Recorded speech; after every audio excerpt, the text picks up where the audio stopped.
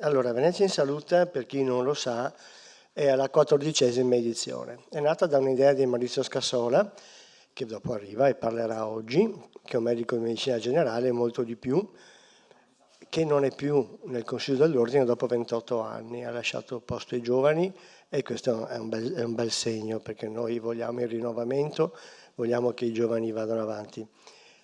E dottor Carretta, benvenuto, buongiorno. Venezia in Salute, dicevo, è l'idea, la organizza la Fondazione Ars Medica che fa parte dell'Ordine dei Medici, però è una fondazione è separata un po', no? E noi vorremmo fare le cose culturali. Noi vorremmo proporre dei temi prima che le cose succedano e ci siamo riusciti in tutti questi anni, devo dire. Noi non sappiamo da queste riunioni poi cosa ne scaturisce, ma abbiamo imparato che quello che succede, e generalmente è una cosa positiva, non è prevedibile. Cioè la rete che si forma fra tutti noi e fra tutte le associazioni che poi saranno in piazza e saranno portate al tema di oggi di VIS, determina generalmente, come tutte le volte in cui si parla e si condivide qualcosa, determina una positività. Noi abbiamo bisogno che queste cose impiantate col PNRR, che adesso vediamo velocemente, funzionino. Abbiamo bisogno come medici, come professioni sanitarie, ma soprattutto come cittadini, come aziende anche, perché non è facile gestire un'azienda sanitaria, tantomeno tutto il sistema che abbiamo. L'organizzazione dell'Ordine Provinciale dei Medici di Venezia, coadiuvato dal Comune e dalla Fondazione Ars Medica, questo è il nostro consiglio che presto sarà dimissionario e rinnovato per il prossimo quadriennio. Qui c'è la parte, diciamo, che stiamo vivendo in questo momento, che è la parte scientifica, e poi fino a stasera alle 18 sarà la parte in piazza, che in realtà è il vero cuore di VIS, è l'incontro con i cittadini. Questo congresso, per la prima volta, è aperto a tutte le professioni sanitarie con accreditamento ECM e, come sempre, è aperto alla cittadinanza. Non è una cosa da medici o da odontoiatri, è una cosa per tutti. Cioè noi, tutti chi parla oggi, si sforzerà di usare un linguaggio capibile a tutti. Noi vorremmo avere un feedback su questo perché la comunicazione esiste solo se c'è poi un ritorno, un feedback. Se le cose sono andate bene, a noi interessa saperlo. Partiamo dal mio tema di oggi in velocità. Io per l'organizzazione attuale è difficile parlarne perché l'Italia è formata da 20 regioni, ognuno un po' lavora diversamente, anche le aziende nostre sono diverse, per cui il nostro focus di oggi sarà la regione del Veneto e in modo particolare la nostra provincia. La provincia di Venezia che, come ben sapete, ha 2 aziende sanitarie, una un po' più grossa, che è l'AUS 3 Serenissima, e una con meno abitanti l'inverno e con più abitanti l'estate, che è l'AUS 4 Veneto Orientale. Perché parliamo di queste cose? Perché noi facciamo parte del Servizio Sanitario Nazionale. Allora, io non ci vedo nulla, per cui devo leggere, vediamo se riesco, perché voglio andare veloce. Abbiamo uno scopo, garantire a tutti i cittadini in condizioni di uguaglianza l'accesso universale all'erogazione equa delle prestazioni sanitarie. Qui ci sono 3 parole magiche che adesso andremo a studiare e questo deriva dalla Costituzione e deriva dalla legge 833 e dalle successive modifiche. Quindi le 3 parole magiche sono le seguenti: universalità, uguaglianza e equità, che per me, io lavoro in un'azienda pubblica, è una mission impossible, è difficilissimo, però alla fine ci riusciamo, non è che la gente è abbandonata in strada. Quando si parla di universalità si intende di estendere a tutta la popolazione la salute e, come abbiamo imparato col Covid, non è una cosa individuale la salute, ma è una risorsa della comunità. Se la gente sta bene, e non sto dicendo che se non c'ha l'influenza, sta bene in un senso molto più lato, come ci insegna l'OMS, la comunità funziona. Se c'è una pandemia, si blocca tutto, è un problema. L'uguaglianza e l'equità, c'è questa bella diapositiva che gira, non è un'alternativa una all'altra, ci servono entrambe.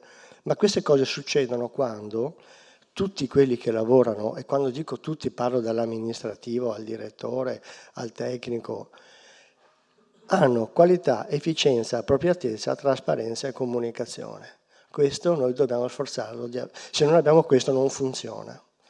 per quello si fanno anche le case della comunità, a mio avviso, perché siamo noi che la sanità la portiamo avanti, con i cittadini, perché se il cittadino collabora si può fare qualcosa. Se fa le scene che ha fatto in Mezza Italia ultimamente, cioè picchiano i sanitari, è un problema. È un problema anche dividere ospedale e territorio, perché non ha senso questa divisione, ci vuole l'integrazione fra le due cose, non sono due cose diverse. Noi abbiamo una realtà alimentata da professioni d'aiuto che hanno lo stesso obiettivo. Non possiamo avere due cattedrali separate. La pandemia ce l'ha insegnato. Dove il territorio ha funzionato, io dico Veneto e orgogliosamente, le cose sono state un po' meno dure.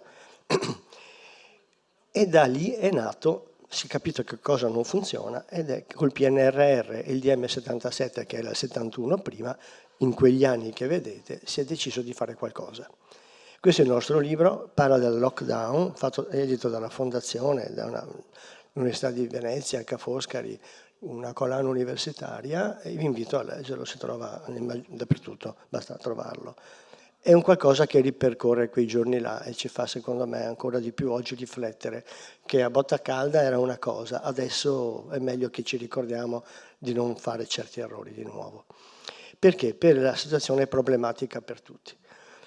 Quello scritto in rosso, noi abbiamo l'obbligo di cambiarlo. Quello scritto in giallo è il nostro lavoro. Cioè, se abbiamo una frammentazione della presa in carica dell'assistenza del paziente, abbiamo un disorientamento dei cittadini. E se non diamo un accesso limitato ai servizi, la gente va al pronto soccorso dove che vada. I privati chiudono. Non ha l'accesso ai servizi, si scatena il pronto soccorso. E dobbiamo fare qualcosa, non si può continuare così. La popolazione più anziana, polipatologica, le patologie nuove, se è il nostro lavoro non è che lo possiamo evitare, arriva, succede, corriamo ai ripari, ma sopra bisogna fare qualcosa. Perché i problemi sono tanti, di tanti tipi, e non solo economici, anche professionali, mancano e mancheranno purtroppo i professionisti, mancano i medici e gli infermieri. Come stiamo? Io ho bisogno di tecnici, non ne trovo neanche uno. E necessita che noi soprattutto impariamo a fare il rispetto, a usare la deontologia che serve, è necessaria, osservare le regole, perché altrimenti abbiamo problemi come il fatto che la gente non si può curare. Ma il risultato di questo non è che io non prenda lo stipendio a fine mese, il risultato è che la gente muore o ha invalidità permanente. Se noi lavoriamo male, questo è il risultato. Noi siamo per i pazienti. E questo bisogna che ce lo ricordiamo come professioni sanitarie. Io ho messo su Google questa diapositiva molto scomoda in cui praticamente ho chiesto a Google quali sono i problemi dei medici dipendenti, insomma, dell'ospedale e i medici di famiglia. Queste sono le domande più frequenti che vengono fuori fatte dai pazienti, cioè i pazienti dei nostri problemi, non che ne frega niente. Cioè i nostri problemi dobbiamo gestirceli noi e risolverli noi attraverso un'organizzazione.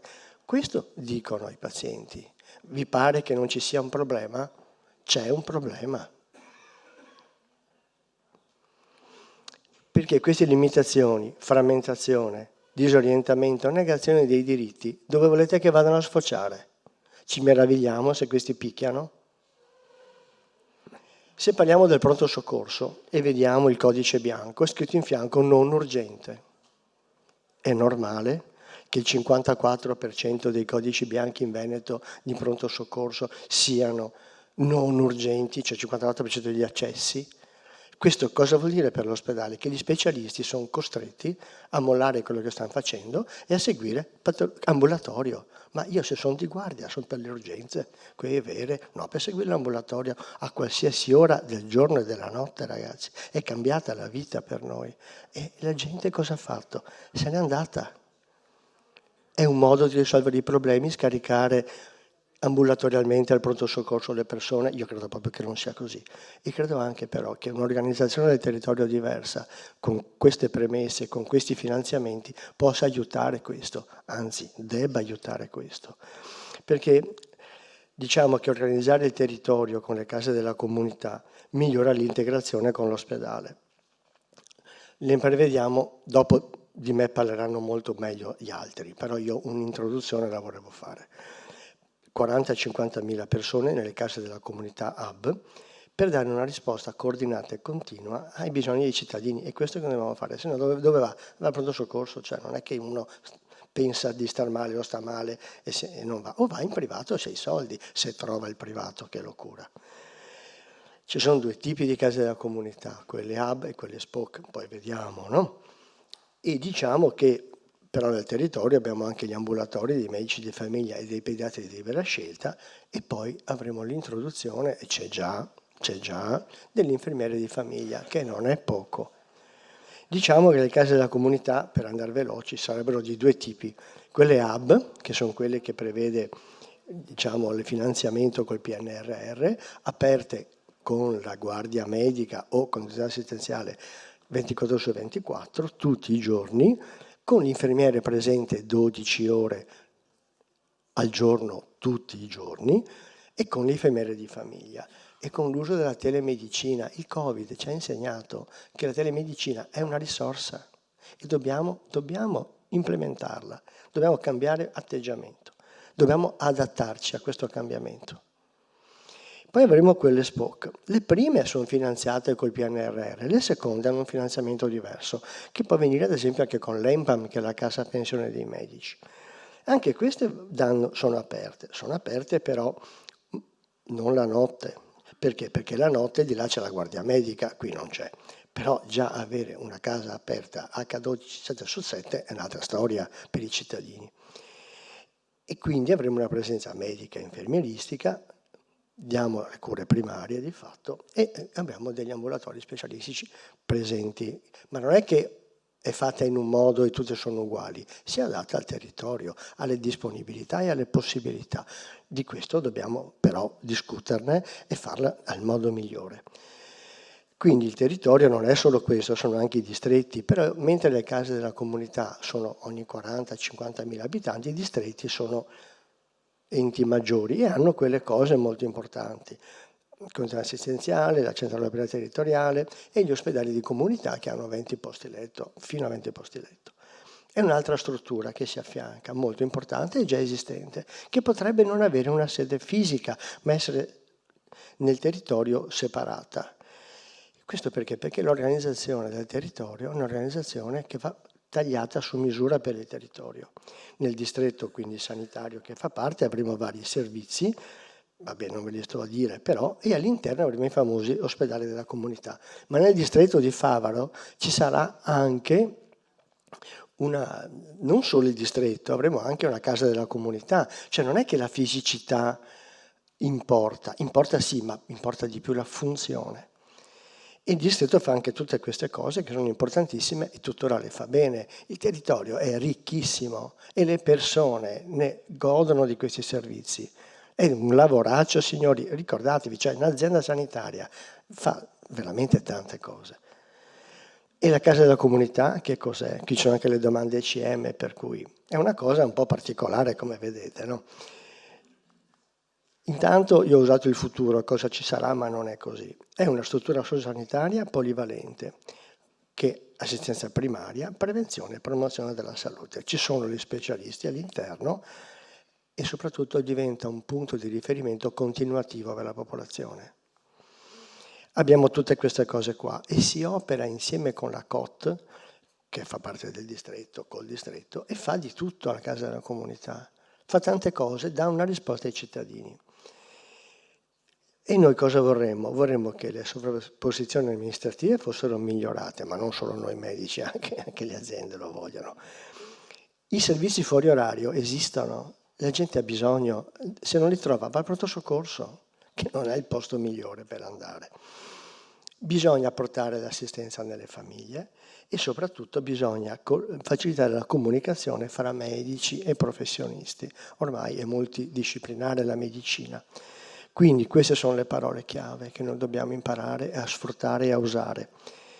All'estero già lo fanno e la Regione Veneto del tutto recentemente ha già messo in atto questo numero.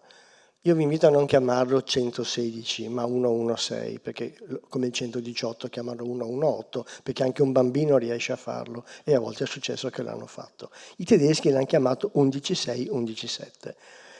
Vabbè.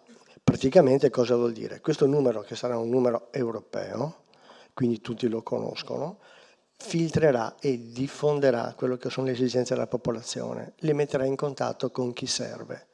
Sarà attivato, non è che viene fatto, è dal 2007 che si deve fare questo numero, il numero degli elfi.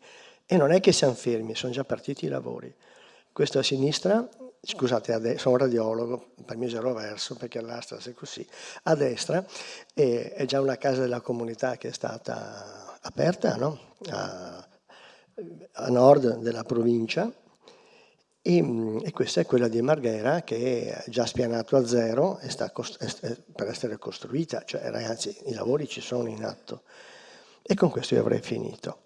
E lascio la parola a chi dopo di me seguirà, dicendo che noi della Fondazione siamo orgogliosi di avere qui delle persone molto importanti e siamo soprattutto orgogliosi di avere qui tutte le persone che faranno parte di questa sfida, perché questa è una sfida, può cambiare la realtà sanitaria, può cambiare il territorio.